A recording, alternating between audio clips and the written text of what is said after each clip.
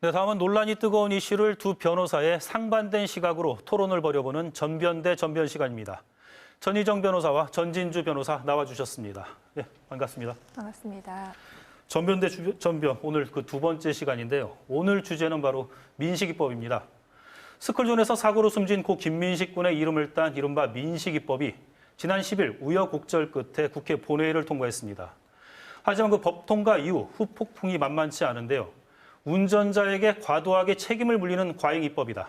반대로 민식이법의 핵심은 처벌이 아닌 사고 예방에 있기 때문에 과하지 않다.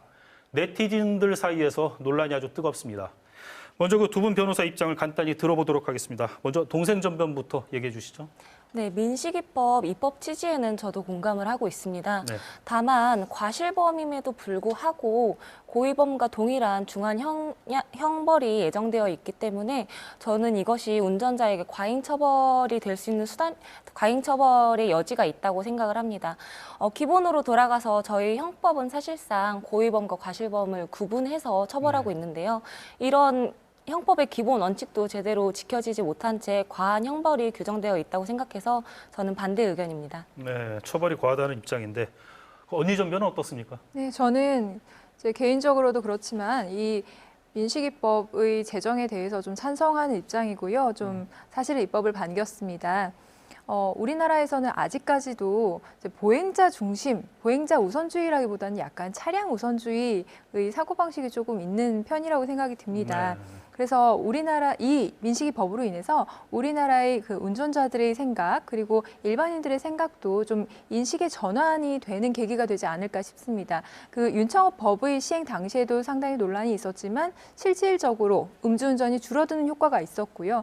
또 김영란법의 제정 당시에도 굉장한 논란은 있었지만 그 시행 이후에는 그 공직자들의 인식이라든지 또는 직장인들의 회식 문화라든지 현격한 변화가 있었던 것이 사실이기 때문에 저는 이 민식이법의 시행으로 인해서 그 스쿨존에 대한 사람들의 생각 그리고 보행자 우선주의에 대한 인식도 좀 변화되는 계기가 되지 않을까 기대하고 있습니다. 저는 이 부분에 대해서 조금 반대 의견이 있는데요. 네. 사실은 법이 강하기 때문에 인식이 변화된다? 이건 다소 입법 만능주의적인 생각이라고 생각을 합니다. 사실 윤창호법이나 김영란법을 잠시 살펴보면 그 부분은 공직자나 방송인들의 청렴성, 그래서 중립성을 지키는 부분이나 음주운전의 경우에 있어서는 음주를 했기 때문에 중한 사고가 발생할 거라는 미필적인 고의는 있었다고 보는 겁니다. 그런 점에서 그 부분은 고의범으로 보고 있는 거고요. 네. 일반적으로 저희가 교통사고는 과실범으로 보고 있습니다. 그렇다면 스쿨존에서 일어나는 것도 과실범의 일종이거든요. 그런 점에서 과실범을 고의범과 같은 윤창호법의 처벌 규정과 동일하다는 점에서 저는 조금 형벌의 비례성이 좀 초과되었다라고 보고 네. 있습니다. 사실 저는 이 부분도 조금 반대예요. 왜냐하면은 이제 오늘은 좀 많이 반대인데 예. 이제 윤창호법의 시행 당시에도 이런 이야기가 뜨거웠습니다. 무엇이냐면 음주를 하는 그 사람이 술을 먹는 그 순간에 나는 오늘 음주운전 할 거야 또는 음주운전해서 누구를 칠 거야 이렇게 생각을 하는 것은 아니기 때문에 고의범이 아니라 그 음주운전 자체도 과실범 아니냐 이런 얘기가 있었습니다. 그런데 이제 지금 윤창호법의 시행 이후에는 음주운전은 미필적인 살인행위 또는 이제 음주운전으로 인한 사고의 이제 미필적인 고의라고 봐야 한다는 이제 인식이 생겨버린 것이고요. 그런 의미에서 이 민식이법도 이제 스쿨존 내에서의 운전 그리고 이제 속도 제한을 위반하는 운전이 이제 사고에 관한 미필적인 고의가 생길 수 있다라고 봐야 하지 않을까 싶습니다. 두 분 말씀 모두 일리가 있는 말씀이다. 어느 한쪽을 좀 편들기는 어렵습니다. 그럼 일단 민식이법 내용을 한번 좀 살펴볼까요? 그 도로교통법 개정안과 특정범죄 가중처벌법 개정안 이 두 가지가 혼합되어 있는데 논란이 되는 부분이 바로 이른바 이 특가법 개정안입니다. 민식이법, 운전자에게만 책임을 전가하는 가혹한 법이다. 어떻게 생각하십니까? 먼저 언니 선배는 어떤 생각이세요? 저는 이 부분에 대해서도 운전자가 운전 중에 일어난 사고에 대해서 책임을 지는 것은 어쩔 수 없다라는 생각입니다. 네. 또 도로교통 그리고 교통사고에 있어서 가장 기본 원칙은 신뢰의 원칙이라는 것이 있습니다. 무엇이냐면 내가 도로교통을 법을 준수하고 운전을 했다면 상대방도 준수할 것이라고 기대하고 나는 그냥 운전을 하면 된다는 것인데요. 이 신뢰의 원칙을 적용할 수 없는 대상들이 있습니다. 누구냐면 바로 이 스쿨존과 같은 어린이들입니다. 아이들이요. 예, 아이들이 그 도로교통법을 잘 숙지하고 잘 행하면 좋은데 그렇게 기대할 수 없으니까 아이들이 아니겠습니까?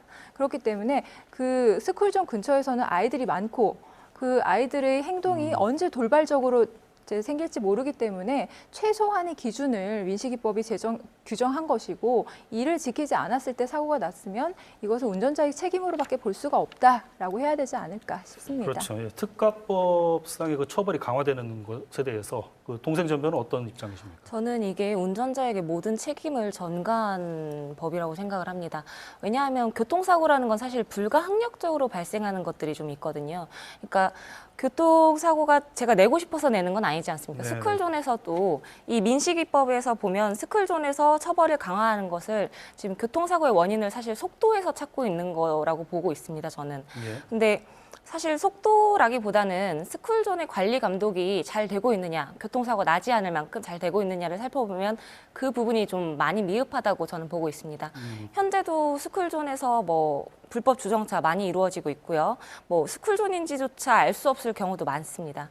근데 이런 불법 주정차가 원인이 돼서 사각지대가 발생해서 아이가 사고가 났을 때 불법 주정차한 사람을 처벌하느냐? 처벌하지 않습니다. 이것은 오로지 불운한 운전자에게 가혹한 책임을 묻는 것에 불과하다고 저는 생각합니다. 네, 그 사고 환경을 조성하는 것에 대해서는 그 모든 운전자들이 이제 책임을 좀 분담해야 될 것 같은데 운전자에게만 너무 가혹하다. 지금 이 네, 말씀이잖아요. 맞습니다. 그럼 이제 앞으로 이제 스쿨존에서 사고가 났을 경우 이제 무조건 실형이다. 어떻게 정상 창작의 그 여지가 있는 겁니까? 어떻습니까? 예, 사실 정상 참작이라는 건 결과적으로는 처벌은 예정되어 있고 이 부분 얼마나 이제 판사의 재량으로 그 형량을 좀 줄여줄 수 있을지를 하는 건데요. 사실 아이가 스쿨존에서 상해를 입었을 때는 1년 이상의 징역이 있고 또 벌금형도 사실은 규정이 되어 있습니다. 네. 그런 점에서 사망사고가 발생했을 때도 3년 이상의 무기징역이다라고 규정은 되어 있지만 사실 여기에 또 벌금형도 규정되어 있기 때문에 사실 사고가 발생한 경우에 선택적으로 형량을 결정하고 있습니다. 다만 실제로 우리가 스쿨존에서 사고가 났을 때 실형을 피하기가 좀 어려운 점이 있고 예. 그 정상 참작이 된다고 하더라도 그것은 좀 재량에 기대는 것에 불과하기 때문에 그 운전자에게는 좀 가혹한 상황이라고 봅니다. 그 특정범죄 가중처벌법 개정안의 그 법률을 보면은 이제 어린이 안전에 유의하면서 운전해야 할 의무를 위반했을 경우에 이제 처벌하도록 돼 있지 않습니까? 네. 이게 그 문법상의 그 문맥상으로 무과실이 과연 가능할지 그거를 좀 따져봐야 될 것 네. 같은데. 그렇습니다. 그런데 제가 민식이법이 그렇게 가혹한 법은 아니다라고 이제 생각이 드는 이유가 뭐냐면 예. 이제 민식이법으로 처벌할 수 있는 그렇게 3년 이상의 징역 또는 무기징역까지도 할 수 있는 강한 처벌의 전제로서 그 법이 적용되는 요건들이 있습니다. 네. 그 스쿨존에서의 도로교통 그 규정 30km 시속 제한을 위반한 상태로 스쿨존 내에서 사고가 났고 사고가 났는데 그 피해자가 어린이고 그 어린이가 사망에까지 이르러야 하는 여러 가지 요건들이 있습니다. 예. 그런데 일단 30km 초과를 해서 사고가 났다는 것 그리고 그 사고로 인해서 30km를 초과했는데 사고가 났는데 아이가 사망까지 이를 정도라면 이미 그 스쿨존 내에서의 주의 의무를 상당한 정도로 위반했을 때의 결과가 아닐까 하는 겁니다. 그래서 최근 5년 동안 사망한 어린이가 이제 스쿨존에서 사망한 어린이가 5명 정도이고요. 이제 다친 어린이는 2,500명 정도이기 때문에 굉장히 드문 사건이라고도 볼 수가 있겠죠. 그래서 예. 그런 조건들을 다 갖추었을 때 해당 조항을 적용해서 엄하게 벌할 수 있는 것이지 뭐 일률적으로 엄하게 벌하는 것은 아니기 때문에 그 부분을 그렇죠. 생각해야 되지 않을까 싶습니다. 일단 그 민식이법 처벌이 강하다는 논란은 있지만 입법은 이제 완료가 됐고 입법 과정을 좀 살펴봐야 할 것 같은데 민식이법 그 입법 과정이 이제 보통 정책 법률 같은 경우에 찾아보니까 평균 한 8개월 정도 걸린다고 하더라고요. 근데 그렇죠. 이번에 민식이법 입법 과정은 사고부터 발의까지 한 달, 발의 이후 입법까지 2달. 2달이 걸렸거든요. 그 진행 속도가 굉장히 빠르긴 했는데 어떤 점을 좀 놓쳤다고 보세요? 그 동생 전변은. 사실 스쿨존이라는 제도가 이전부터 없었던 건 아니었거든요. 네. 30km 미만으로 달려야 된다라는 규정도 당연히 존재했었던 규정입니다. 그럼에도 불구하고 이제 와서 갑자기 30km 이상에 달렸을 때 이렇게 처벌이 강해집니다라고 하는 것은 너무 가혹하고 그렇게 형벌이 높아질 때까지 국민적인 논의가 좀 있었는가, 네. 아니면 국민적인 합의나 동의가 좀 있었는가라는 점에서 매우 아쉽다고 느껴지고, 오로지 처벌을 강화시킴으로써 운전자에게 주의 의무를 더 주의 개선을 시키고, 또한 이제 사고가 줄어들 것을 기대한다라는 입법 만능적인 태도에서 나오는 것이기 때문에 저는 이 부분이 매우 미흡했다고 보여집니다. 사실 요 입법 과정에서는 조금 아쉬움이 있긴 합니다. 그 좀 지나치게 빨리 진행된 감이 없지 않아 있고요. 사실 그 규정들이 여러 있는 것이 아니고 이 민식이법은 좀 처벌에 좀 초점을 두었지 않습니까? 그래서 예외 조항이라든지 또는 그 처벌이 이렇게 강해진 그 전제 조건으로 이제 다른 재반 조건들도 좀 있었으면 더 좋았겠다라는 예. 아쉬움이 좀 있습니다. 네, 오늘은 여기까지 듣도록 하겠습니다. 오늘은 민식이법 과잉처벌 논란에 대해 두 분 변호사와 이야기 나눠봤습니다. 수고하셨습니다.